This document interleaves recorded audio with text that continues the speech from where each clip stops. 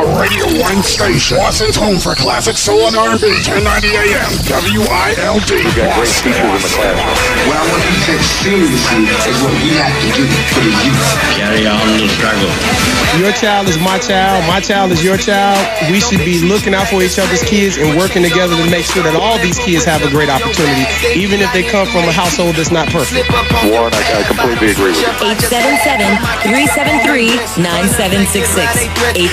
877-373-9766. Join the Truth Fighters in full effect right now. Don't let nobody play it. Already the show goes on all night. Till the morning we dream so long. Anybody ever wonder when they would see the sun? Just remember when you come on the show goes on. The champ is here. The champ is here. The champ is here. The champ is here. The champ is here. The champ is here. The champ is here. The champ is here. The champ is here. The champ is here. The champ is here. All right, Truth Fighters, welcome to the third and final hour of the Warren Ballentine Show.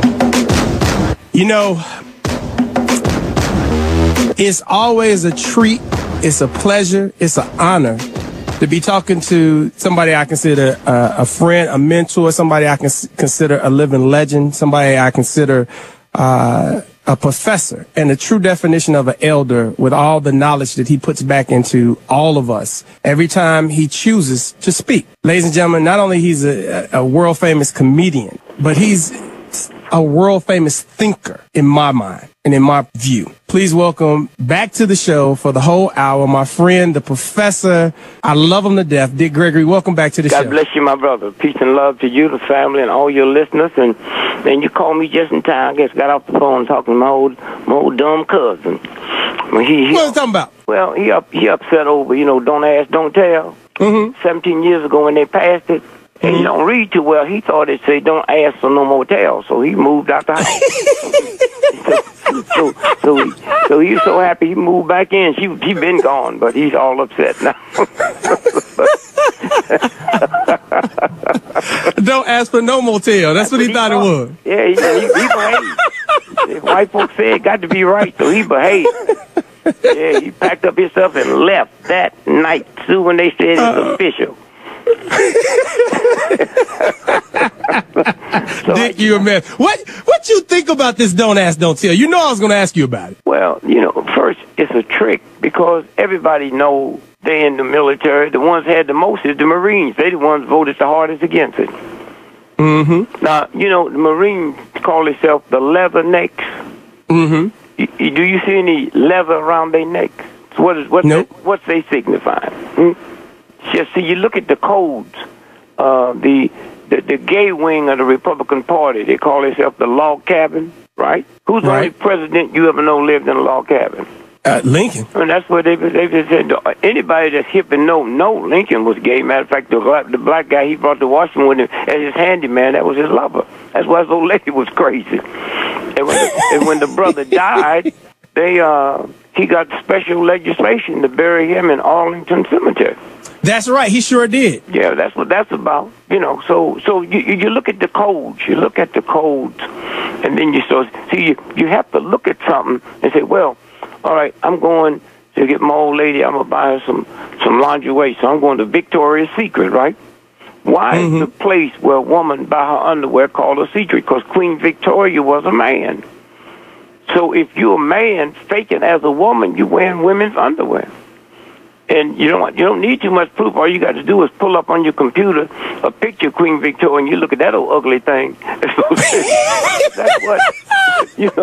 That's what the whole game is, And so when they say Good Friday, why is Good Friday Good Friday? Because if you break the code down, you find out why. It's called good. How can the day you kill my Jesus be called a good day? And you got me saying the code. We're fixing to come into Santa Claus, right? Santa Claus. And jolly old Saint Nick, right?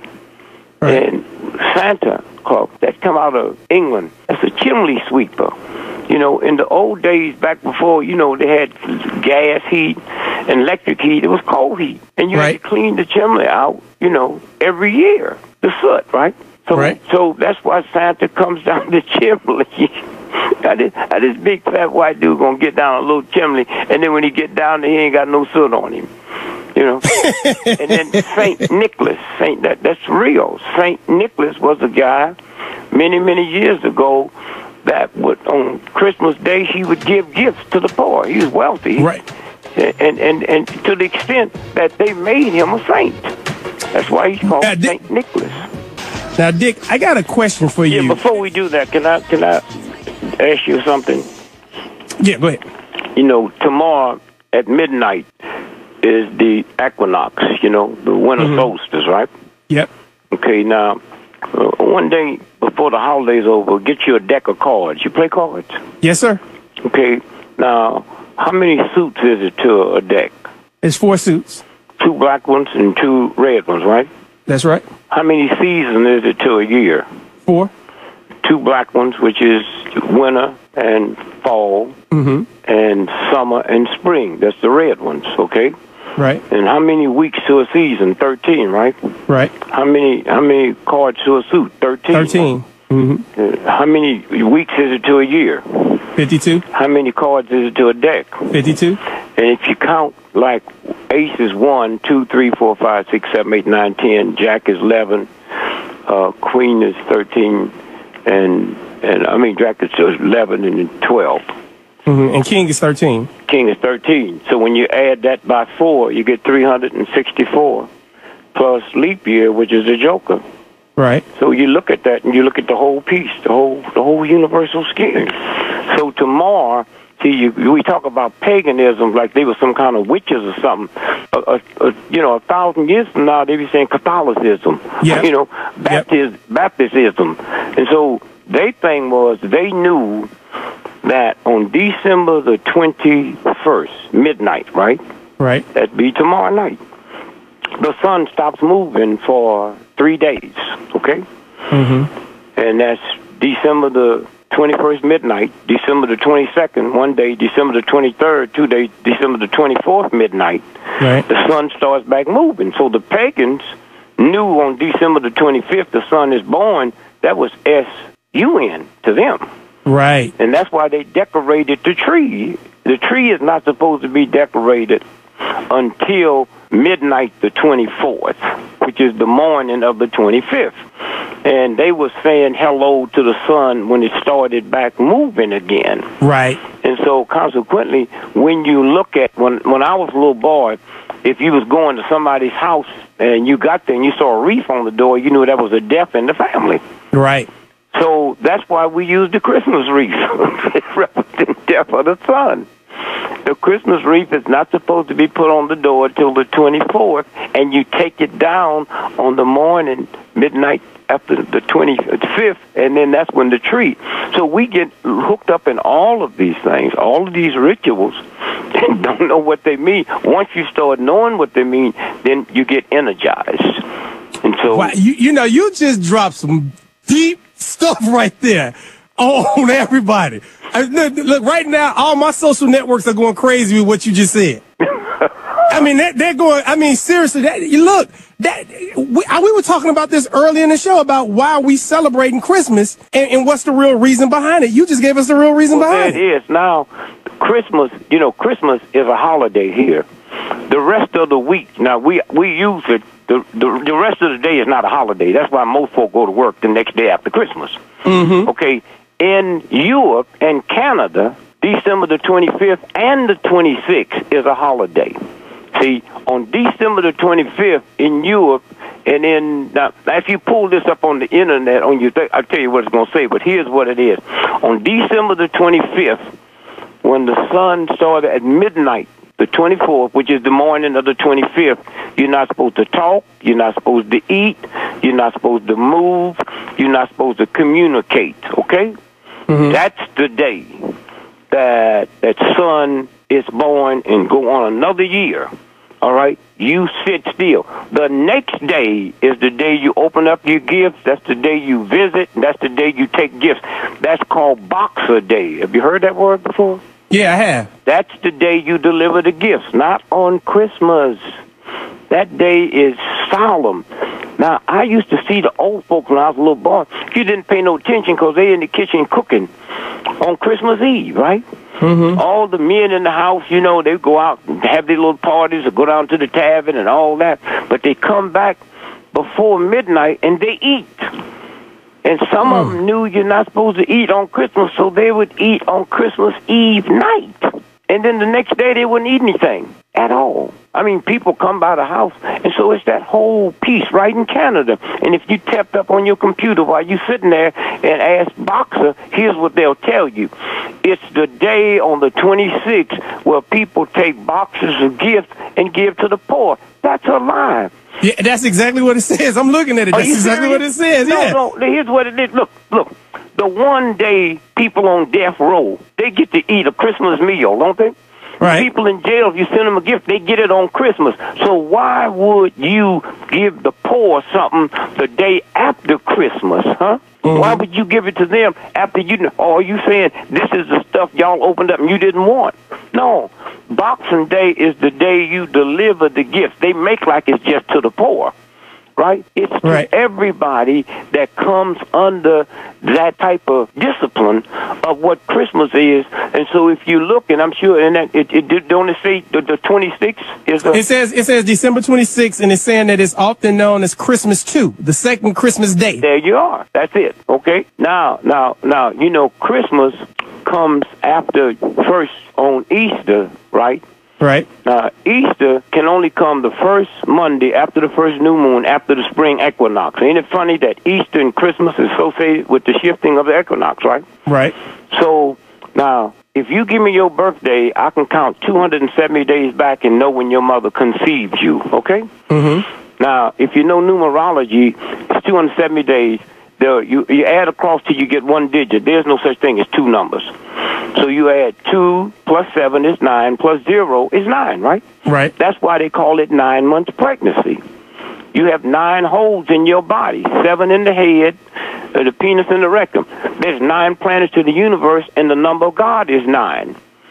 Now, 9 is a number you can't mess with. You can multiply 9 by a million, billion, trillion, and when you add it across, it will always be 9. 1 times 9 is 9. 2 times 9 is 18. 1 and 8 is 9. 9 times 5 is 4 and 5. That number you can't mess with. And until really we start understanding numbers, the numbers, you can take 9 numbers on the telephone in an arc, which represents the joker, and you can dial all the way around the world with 9 numbers. So once we start seeing that, and then the folks who know it put us in all that trickery. And so, again, I'm saying that when you look, so Good Friday, the reason they call it Good Friday, you know, like I said, it can only come the first Monday after the first new moon, after the first full moon, after the spring equinox. Now, if Easter represents the crucifixion of Christ, which it do, right? Right. How come one year come in April, another year come in March? Right. You can't be killed in 2 different months. That's right. You know, you cannot be killed. Now, so Christmas can only come 270 days after Good Friday. Follow that? So if Good Friday and Easter move from year to year, Christmas have to move from year to year. So, so they know that Christmas can't come before December the 25th, right? Right. But it can come as late as January the 6th and sometime later. From December the 25th to January the 6th. That's 12 days, right? Right. Now you see what the song is about, the 12th day of Christmas? Oh, my goodness, Dick. Oh, my goodness. So, oh, my goodness. So now, here's what you do. This is your homework. Wait. Hold that thought. We have to get the commercial break. Hold that thought. Okay. Oh, my God. Hold that thought. We're talking to Dick Gregory. We're talking to you, Truth Fighters. Every time he comes on here. Every time. Every single time. Just blows us away. Talking to you, Truth Fighters, right here, right now. Warren Ballentine Show. Stay tuned for the Warren Ballentine Show. Call 1-877-373-9766. 1-877-373-9766. Yes, call the #1 truth fighter and stay with News Talk 1090 AM WILD Boston. Previously on the Donnie McClurkin Show. Caller, you're on the air. My name is Beverly Ray. I'm from the greater New Orleans area. What can you do to help our young men and young girls? And if you and other generals in the Army of the Lord would pray mightily for our young people and youth, I just believe, God, that they would get delivered from drugs, from alcoholism, from all manner of filth and even slothfulness. God said men ought to work by the sweat of their brows. Well, God bless you, Sister Beverly. All of this and more on the next edition of the Donnie McClurkin Show. So walk in the favor of God. God bless you. Yeah, on your radio, the Donnie McClurkin Show, Donnie's on. The Donnie McClurkin Show, Sunday mornings at 9 Eastern, only on Boston's Best Gospel, 1090 AM WILD Boston, where music and information is power.